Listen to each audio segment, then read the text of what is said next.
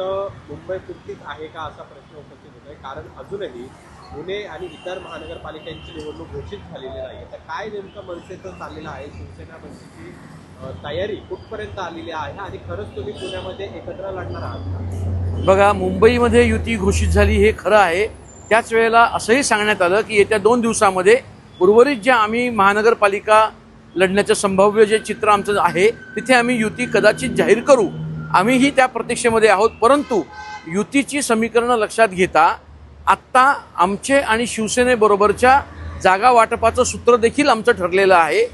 महाराष्ट्र नवनिर्माण सेना 74 आणि शिवसेना 91 अशा त्या जागांवरती आत्ता आमचा पहिला फॉर्म्युला ठरलेला आहे.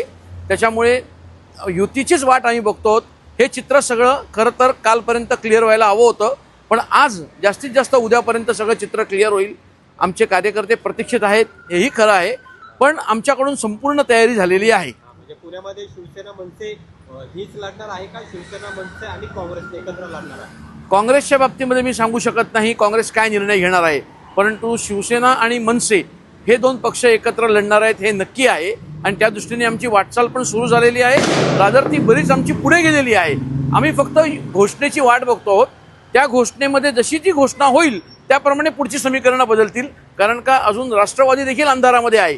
2 राष्ट्रवादीचं काय होतंय, त्याच्यामध्ये काँग्रेस सामील होणार का नाही होणार, काँग्रेसच्या बळावर लढणार का, हे सगळं चित्र अजून पुण्याच्या ठिकाणी सगळं अस्पष्ट आहे.